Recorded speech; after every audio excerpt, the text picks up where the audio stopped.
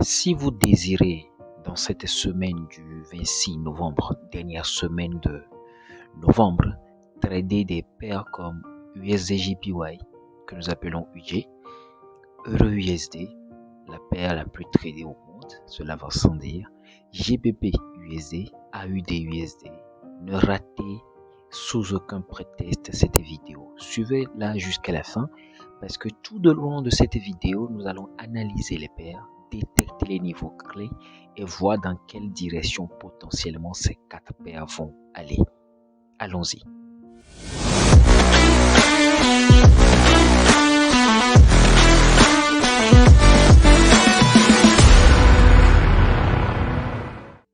Alors, bienvenue sur ma chaîne, Kwame Forest, toujours là pour vous fournir du contenu éducatif sur le trading. N'hésitez pas à vous abonner si ce n'est pas encore fait. Partagez la vidéo autour de vous, laissez des likes, des commentaires, ça nous fait plaisir. Et sans plus tarder, rentrons dans le vif du sujet. Alors aujourd'hui, dimanche, nous allons voir approximativement, d'accord, les quatre paires. Ce que elles vont nous donner. Alors nous commençons par l'USDJPY, la paire du dollar. Vous me connaissez, je vais toujours dans les grands time frames pour voir, parce que je suis de ceux qui pensent que ce sont les grands time frames qui donnent leur biais au marché, d'accord. Alors weekly, je vois pas grand chose, mais je vais me contenter quand même de tracer les supports et les grandes résistances que je vois.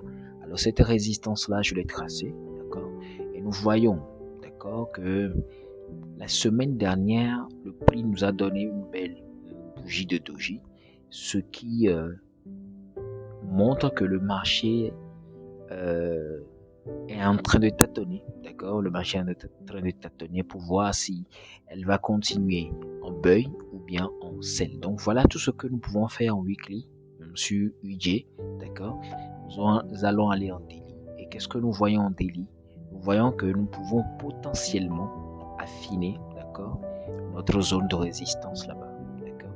Et qu'est-ce qu'on peut voir en daily? Nous voyons en daily que le marché, en continuant son ascension, d'accord, sa période haussière, d'accord, une période haussière qui va de là à là, pour ceux qui aiment tracer les trendlines, d'accord, je peux les tracer tranquillement, ça me dérange pas. Voilà, voilà, voilà, d'accord, tranquillement, ça me dérange pas. Et ici, je vois déjà que nous sommes sur un support qui est là, d'accord, un support tranquille qui est là. Donc en daily déjà, nous voyons que il y a eu cassure d'une zone de daily, d'accord. Et c'est des zones qu'il ne faut pas négliger, d'accord. Donc moi je dis carrément que il est possible que le prix continue sa baisse déjà. Mais est-ce que le retracement est fini? C'est ce que nous saurons dans la semaine. Alors la semaine dernière, d'accord, le vendredi dernier, nous avons vu une bougie de doji sur cette résistance là qui est là. Donc ici, nous allons aller en 4 heures pour voir ce que ça nous donne. Oui, parfait, nous sommes sur une bonne résistance qui est ici, d'accord. Mais nous voyons que le prix continue toujours à faire des hauts de plus en plus haut, d'accord, à faire de hauts de plus en plus haut. Donc ça veut dire que il est possible, d'accord, toutes les options sont sur la table. On va transformer ça en rouge, d'accord. Donc il est possible que le prix il aille peut-être chercher cette résistance qui est là avant de chuter. Donc ici nous pouvons prévoir deux scénarios, d'accord. Un scénario où le prix va chercher plus haut avant de descendre, d'accord, ou bien le prix il casse ce support qui est là, qui est le dernier support, d'accord. Le prix il casse ce dernier support qui est là, le reteste avant de couler vers le bas. Donc voilà les deux scénarios que moi je vois sur le budget pour le moment, d'accord. Étant donné que cette paire a déjà cassé un niveau sensible en daily, moi je suis sûr que la tendance baissière va continuer. Mais étant donné que la paix est en plein retracement, il faut forcément attendre la cassure d'un nouveau bas qui puisse nous indiquer que le retracement a pris fin. Et là, on pourra véritablement se positionner en sell. Donc, on va aller voir sur l'euro USD quelles sont les tendances de l'euro USD. Prenons sa température de ce côté-là également. Allons-y. Alors, bienvenue sur l'euro USD. L'euro USD, qu'est-ce que ça donne? L'euro USD, qu'est-ce que je peux tracer? Bon, les grandes résistances, les grands supports résistances. On en voit ici. On voit également qu'on peut tracer une ligne ici. D'accord? On peut également tracer une ligne. On va pas trop forcer non plus. Ici, d'accord? Et j'aimerais attirer votre attention sur le fait que l'euro USD a déjà, d'accord, a déjà cassé ce bas qui était là, ce bas en weekly. Donc il y a une possibilité que l'euro USD aille plus loin pour chercher cette résistance là, pour chuter, ou bien l'euro USD aille chercher plus de liquidité, davantage de liquidité en haut ici, d'accord, en haut ici. C'est déjà ce que moi je vois en télé. Lorsque je suis sur un time frame, j'essaie de voir ce que les bougies donnent. J'essaie de voir également ce que la structure du marché donne. Donc on va aller en daily pour finir tout ça, bien entendu. Il y a un doji ici que nous allons prendre en compte et nous allons essayer de voir ce que le prix a donné la semaine passée. Alors la semaine passée, nous voyons que le prix il est sur une résistance qui est là, qu'on peut tracer. Dans le passé, ça équivaut à des zones tout à fait crédibles, d'accord. Et nous voyons que la semaine dernière, le vendredi notamment, le prix il a fait ce que nous appelons une étoile du matin. Alors moi, je ne sais pas vous, mais lorsque vous voyez une étoile du matin sous une résistance, quand bien même on a dit que la résistance est une zone, il faut vendre, quand vous voyez une étoile du matin sous une résistance, moi je ne vends jamais. Jamais. Moi je ne vends jamais. Donc on délie également, on peut tracer encore d'autres supports. On peut tracer ce support qui est là, d'accord, tranquille. Mais étant donné que moi j'ai vu étoile du matin en délit, moi je ne prends pas de sel. Même si sel il y aura, le sel, moi je vous le dis, le sel il n'y aura pas. Donc essayons de voir en 4 heures ce que la structure donne. Nous voyons que le prix il a cassé ce haut qui est là. Donc il y a eu cassure de ce haut pour faire ce nouveau haut et le prix est arrivé ici. Donc ça veut dire que le dernier bas de l'euro USD se trouve là. Donc tant que le prix n'arrive pas ici et me dit clairement que écoute, comme FOS, le prix ne peut pas casser ce haut, moi je ne me prends pas en sel. Mais moi je dis en maintenant la structure du marché que étant donné que structure intermédiaire oblige, le prix il a cassé, d'accord, ce haut là, moi j'attendrai plutôt, d'accord, un retracement vers cette zone, des zones qui est ici. On a le bloc de contrat également qui est ici. On a ce bloc de contrat un peu plus en retrait qui est ici. Donc moi j'attendrai plutôt un retracement, d'accord, vers l'une de ces zones pour continuer le buy, d'accord. C'est la première hypothèse. L'autre hypothèse, c'est que le prix ne rebondit sur aucune de ces zones et choisisse de continuer son petit bonhomme de chemin. Donc, essayez de voir lequel de ces scénarios va se concrétiser et essayez de rentrer en position tout en gardant un esprit de voir vos confirmations avant d'entrer. Donc, voilà un peu pour l'euro USD. Nous allons aller sur notre paire GBP USD pour prendre la température de ce côté également. Allons-y. Alors, bienvenue sur GBP USD, d'accord. Weekly, on commence toujours fort. Les grands time frames toujours, je vous l'ai dit, histoire de prendre du recul sur la paire ou bien sur le prix. Donc, nous voyons que le GBP USD qui est fortement corrélé à l'euro USD. Si l'euro USD va aller en buy, GBP USD souvent, d'accord, va aussi en buy. Alors nous voyons également que le GBP/USD avait cassé ce bas la dernière fois. Au 30 octobre 2023, étant donné que nous sommes sur un grand time frame, d'accord.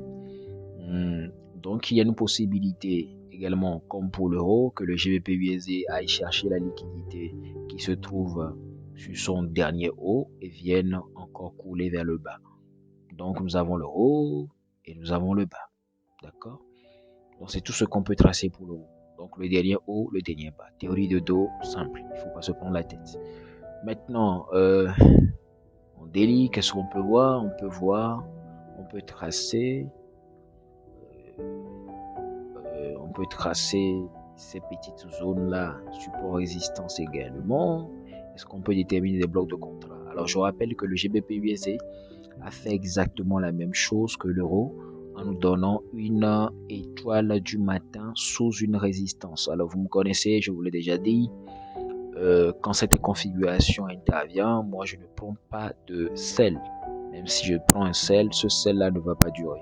J'essaie de tracer une trend line plutôt, pardon, pour ceux qui aiment les tracer. Donc si vous voyez que le prix revient sur cette trend line, étant donné que cette trend line a été tracée en daily, n'hésitez pas à vous faire plaisir pour un buy parce que ce ne sont pas des trend lines qui sont cassés facilement.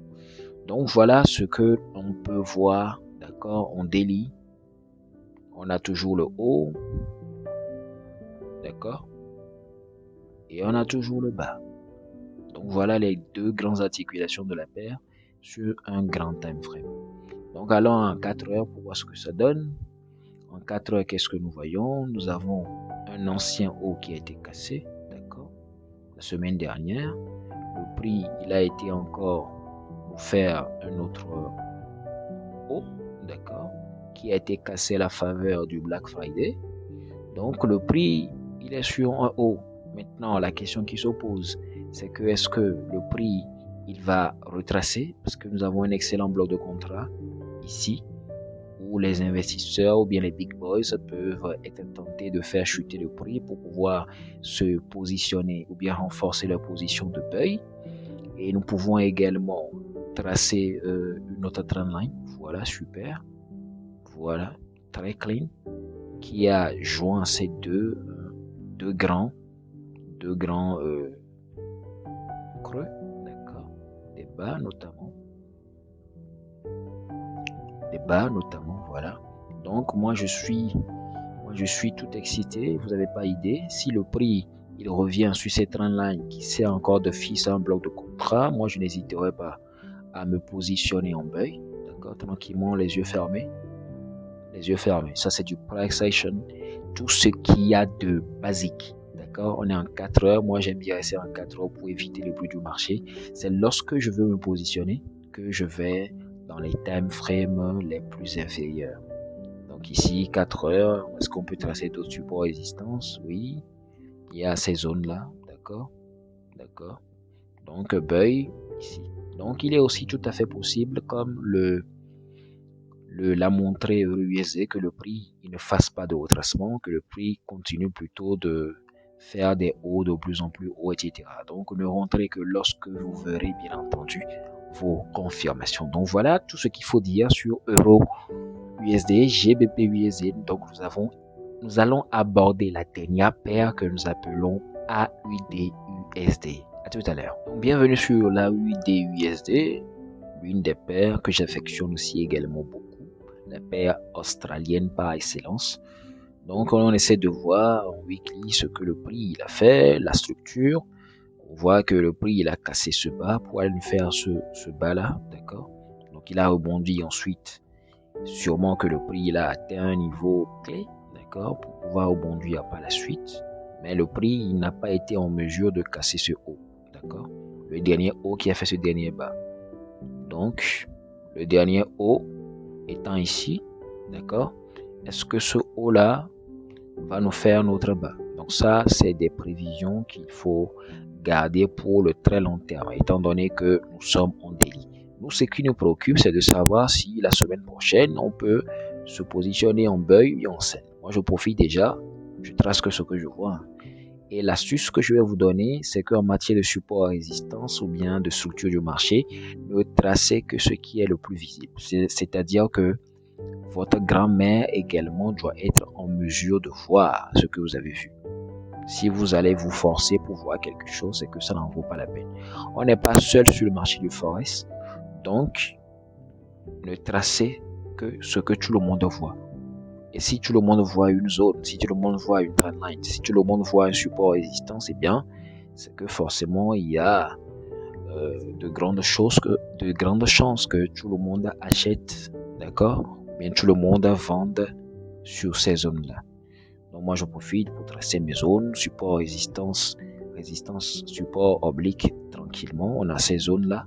Et nous voyons que, écoutez, la USD a fait la même chose pratiquement que AUD, a fait la même chose pratiquement que l'euro USD et le GBP USD, en ce sens que un bas a été cassé. Donc moi je me dis que si le prix arrive à toucher cette résistance-là, il est probable que le prix il réagisse. Il est probable également que le prix il arrive, d'accord, sur ce bloc de contrat que je vais matérialiser en rouge, ne vous en faites pas. On va descendre un peu en délit pour voir. On peut tracer également des supports résistance, hein. Ne vous inquiétez pas. On peut tracer cette ligne également. D'accord? Et nous voyons en délit, chose intéressante, hein, que le prix s'en va, d'accord, prend la direction de ce bloc de contrat. Et moi, je vous jure que si le prix arrive dans cette zone que j'ai tracée, je n'hésiterai pas à vendre la 8DUSD de tout mon cœur pour aller chercher ensuite ce bas, définitivement, ou ne serait-ce que, d'accord, ou ne serait-ce que pour être gourmand, pour pas être gourmand, au moins ce dernier bas que la 8DUSD a fait. Mais ici, toujours, bien entendu, on est en délit, d'accord, donc tout ça, ce n'est que des projections pour ceux qui sont swing traders. Alors, lorsque nous en venons aux bougies que le marché a fait, étant donné que nous sommes également, comme sur GBP USD, Euro USD, sur une résistance ici, moi je dis que, étant donné que le prix nous a encore donné une étoile du matin, moi je ne vends pas. Moi je ne vends pas. Je suis désolé, ça va que ça peut vous choquer. Quelqu'un qui ne vend pas sous une résistance de délit encore moins. Alors, moi je peux tracer également des supports résistance obliques que nous appelons trendline ici. C'est vrai que c'est un peu forcé, mais on s'en fout. L'essentiel, c'est que ce soit visible. D'accord? Donc, on vient un peu en 4 heures pour voir ce que ça donne. Alors, au niveau structure du marché, c'est pas très clair. Donc, ce que je fais, je bascule en graphique linéaire. J'essaie de matérialiser les hauts. Je sais que le prix, il a cassé ce haut. Ensuite, le prix, il a cassé ce haut. Donc, écoutez, il est possible qu'à vue de nez comme ça, qu'on se dise que, voilà, le prix, il peut retracer pour chercher cette zone, d'accord, ce bas-là, qu'on peut cloner, pour chercher également ce bas, d'accord. Et si on revient en graphique chandelier, on peut voir que, effectivement, voilà, c'est des zones potentielles sur lesquelles le prix peut venir buter et repartir en buy. Donc, lorsque vous verrez vos confirmations, n'hésitez pas à vous positionner. Si le prix il réalise l'une de ces scénarios, ça peut être ici, ça peut être ici, ça peut être ici, avant de potentiellement aller en buy, d'accord? Ou bien, tout à fait comme au USD et GBP USD, le prix, il peut continuer son petit bonhomme de chemin, aller toucher finalement ce grand bloc de contrat qui est là-bas. Donc nous voici arrivés au terme de cette séance d'analyse. 4 paires aujourd'hui. Je vous ai gâté, cela va sans dire. UJ, d'accord, Euro USD, GBP USD, AUD USD. Lâchez un pouce bleu, partagez la vidéo autour de vous à ceux qui vont trader cette semaine. Si y en a parmi vous, si vous tradez l'une de ces 4 paires, c'est une vidéo qu'il vous faut. Et n'hésitez pas à poser des questions, ça nous fera plaisir. Et j'espère avoir l'occasion de vous parler très bientôt. D'ici là, portez-vous bien. Bonne semaine de trading. Et on se dit ciao!